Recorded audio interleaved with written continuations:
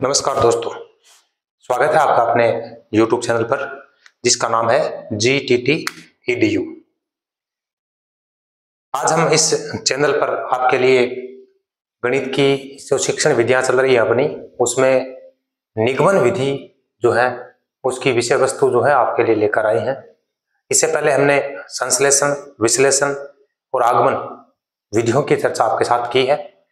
देखो, आगमन और निगमन एक साथ चलने वाली विधियां हैं, कह सकते हो एक दूसरे की पूरक है। आगमन विधि है वो सूत्रों की स्थापना करती है और सूत्रों का व्युत्पन्न जो है वो निगमन विधियों के द्वारा किया जाता है। ठीक है, तो आज इसकी चर्चा हम आपके साथ करेंगे।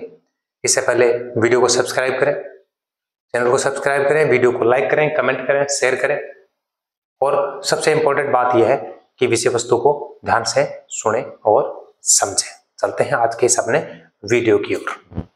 देखिए, आज की जो विधि है वो है अपनी निगमन विधि। ये आगमन विधि की विपरीत है, अपोजिट है, आगमन की अपोजिट है। जैसे संश्लेषण, विश्लेषण आप एक दूसरे की क्या है, अपोजिट है, परंतु उसके साथ क्या है, एक दूसरे की पूरक भी है।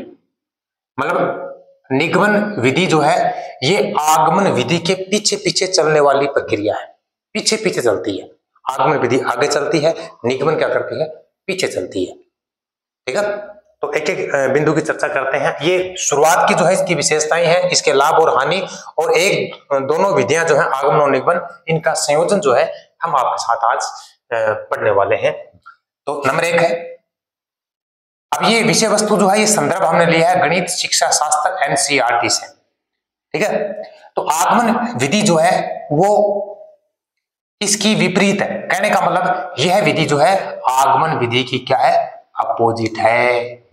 निगमन विधि आगमन विधि की क्या है, विपरीत है, अपोजिट है। फिर भी ये क्या है, आगमन विधि की पूरक है।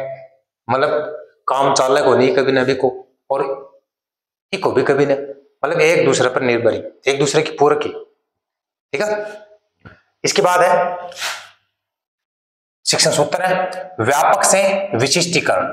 मतलब व्यापक से किसी एक विशेष बिंदु पे जाना है, अमूर्त से मूर्त की ओर जाना है, अमूर्त से मूर्त की ओर जाना है, व्यापक से विशिष्टीकरण की ओर जाना है, और सूत्र से उदाहरण की ओर जाना है। ये तीनों शिक्षण सूत्र जो हैं ये किसके हैं, निगमन विधि के हैं। कौन कौन से हैं बताओ भी कमेंट में। ठीक है, अब देखो इस विधि में क्या किया जाता है।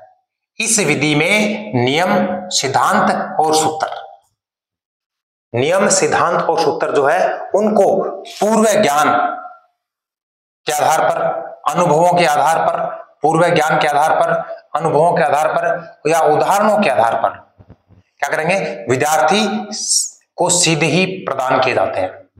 मतलब पूर्व ज्ञान के आधार पर, अनुभव के आधार पर, उदाहरण के आधार पर नियम, सिद्धांत और सूत्र जो है वो विद्यार्थियों को सीधे ही सौंप दिए जाते हैं, है ना। अर्थात क्या कह सकते हैं, छात्र नियमों सिद्धांतों की स्वयं खोज नहीं करते हैं। मतलब इस विधि में नियम, सिद्धांत, सूत्र जो है उनकी खोज नहीं की जाती है। तो खोज कौन सी विधि में की जाती है, खोज की जाती है आगमन विधि में। आगमन विधि में खोजे गए सिद्धांत, नियम, सूत्र जो हैं उनको अप्लाई करते हैं इस विधि में। ठीक है, तो ये बिंदु हुआ। यह विधि सामान्यतः ऊंची कक्षाएं होती है ना, उच्च कक्षा, उनमें प्रयोग की जाती है। मतलब उच्च कक्षाओं में इस विधि का क्या किया जाता है, प्रयोग किया जाता है। उच्च कक्षाओं में इस विधि का प्रयोग किया जाता है। कौन सी विधि का भाई, निगमन विधि का। ठीक है, अब ये प्रश्न आया हुआ है भाई छत्तीसगढ़ टेट में प्रश्न पूछा गया है पाइथागोरस प्रमेय का, कि पाइथागोरस प्रमेय में कौन सी विधि को तर्क के आधार पर प्रयोग किया जाता है। तो ये पूछा गया था, तो इसमें उत्तर क्या आएगा, निगमन विधि। तो पाइथागोरस प्रमेय में निगमन या निगमनात्मक तर्क का प्रयोग किया जाता है। टेट लेवल 2 2024 में प्रश्न पूछा गया है। तो पाइथागोरस प्रमेय में निगमनात्मक तर्क का प्रयोग किया जाता है। अब बात करते हैं निगमन विधि के लाभ। निगमन विधि के लाभ क्या है, फायदे क्या है। देखो पहला फायदा है समस्याओं को हल करने में अधिक समय नहीं लगता, टाइम कम लगे। टाइम क्यों कम लगा भाई? सूत्र दिएड़ो रहे, सूत्र लगाओ, उत्तर निकालो। सूत्र दिएड़ो है, सूत्र आपके पास पहले से है, तो समस्याओं को, प्रश्नों को हल करने में अधिक समय नहीं लगता है। कहने का मतलब कम समय लगता है, और जब समय कम लगता है इसका मतलब आपका समय जो है दूसरे सवाल को करने में, अन्य चीजों को करने में, अन्य चीजों को पढ़ने में आपके पास समय बचेगा। समय कम क्यों लगता है? क्योंकि सूत्र तो आपको उत्पत्ति करना ही नहीं है, सूत्र की खोज तो आपको करनी ही नहीं है, तो सूत्र आपके पास है ही, तो सूत्र के हिसाब से तो चलना है, तो सूत्र को अप्लाई करो, समस्या हल हो जाएगी, तो समय कम लगता है। इस विधि से जो कार्य करते हैं वो सरल होता है, प्रभावी होता है, क्योंकि सूत्र आपके पास है, ठीक है। और सूत्र को अप्लाई जैसे ही आप करते हो आपका उत्तर आता है, तो कार्य क्या होगा? रिजल्ट सीधा आएगा, और क्या होगा? काम क्या होगा? आसान होगा। तो आपका जो कार्य है, मतलब विद्यार्थियों के लिए, अध्यापक के लिए जो कार्य होता है इस विधि के माध्यम से जो करते हैं वो उनको क्या लगता है? सरल लगता है, और क्या लगता है? प्रभावी लगता है। तो कार्य कैसा होगा? सरल होगा, और क्या होगा? प्रभावी होगा। इसके बाद करते हैं, ये अल्पव्ययी है। अल्पव्ययी मतलब कम खर्चीली, खर्चा कम लगता है, खर्चा कम लगता है, यानी समय और ऊर्जा दोनों ही, टाइम कम लगेगा तो आपको मेहनत कम करनी पड़ रही है। देखो कह सकते हो समय कम लगता है, श्रम कम लगता है, और खर्चा कम लगता है। तीनों चीजें जिसमें कम लगती है वो फायदे हैं। तो समय भी कम लगेगा, धन भी कम लगेगा, और श्रम यानी लेबर जो है वो भी कम लगेगी। तो ये इस विधि के फायदे हैं। अब बात करते हैं इस विधि की कमियां। निगमन विधि की कमियां क्या है? निगमन विधि की सीमाएं यानी कमियां। नंबर 1, अब बात करते हैं इसके द्वारा जो ज्ञान प्राप्त किया जाता है, इस विधि के द्वारा जो ज्ञान प्राप्त किया जाता है वो न तो स्थायी होता है और न क्या होता है? स्थिर होता है। मतलब टिकाऊपन वाला ज्ञान इस विधि के माध्यम से प्राप्त नहीं किया जा सकता। पहली कमी, ज्ञान स्थिर नहीं है, भूल जाओ। स्थिर का मतलब क्या? भूला को नहीं, और स्थिर नहीं है को मतलब क्या? भूल जाऊंगा तो काम गड़बड़ होगा। बात दूसरी है, तथ्यों को रटने की प्रवृत्ति को प्रोत्साहन मिलता है। रटो, सूत्र रटबो करो, सूत्र रटने की प्रवृत्ति को बल लगे, और रटने की प्रवृत्ति ने प्रोत्साहित जब मिला है तो भूलने की क्रिया बढ़ जाए, और भूलने की जो क्रिया बढ़ जाए तो फिर क्यों है? ज्ञान स्थायी को नहीं हुआ। तो दो कमी आ गई। यह अप्राकृतिक है, यह विधि कैसी है? अप्राकृतिक है। उन विद्यार्थियों के लिए यह मनोवैज्ञानिक विधि नहीं है जो मूर्त उदाहरणों की अनुपस्थिति में अमूर्त धारणाओं की सराहना करने की क्षमता विकसित नहीं कर पाते हैं। ये स्थिति जो है उन बच्चों के लिए ये क्या है? अमनोवैज्ञानिक है। बाकी के लिए क्या है? मनोवैज्ञानिक है।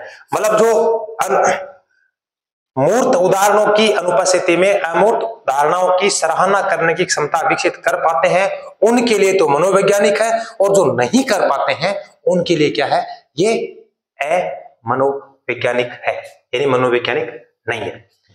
प्रेरणा व रुचि इस विधि के माध्यम से विकसित नहीं हो पाती है। बच्चों को प्रेरणा नहीं मिलेगी, बच्चों की रुचि नहीं हो पाएगी, तो रुचि और प्रेरणा इस विधि के माध्यम से विकसित नहीं हो पाती है। तो ये भी क्या इसकी कमी है। अगला है आत्मविश्वास की कमी होती है इसमें, आत्मविश्वास नहीं बढ़ पाएगा, और स्वयं अपने आप कार्य करने की इच्छा विकसित नहीं हो पाएगी। अपने आप काम करने की इच्छा विकसित नहीं हो पाएगी, मतलब आत्मविश्वास नहीं बढ़ेगा बच्चों का, स्वयं कार्य करने की इच्छा है बच्चों में विकसित नहीं हो पाएगी। ये भी क्या है? इसके अंदर कमी है। ठीक है, तो लाभ और कमियां दोनों पढ़ चुके हैं। अब पढ़ते हैं आगमन व निगमन दोनों का संयोजन एक साथ कैसे करें इनको। देखो बात करें, दोनों विधियां एक दूसरे की क्या है? पूरक है। दोनों विधियां क्या है? एक दूसरे की पूरक है।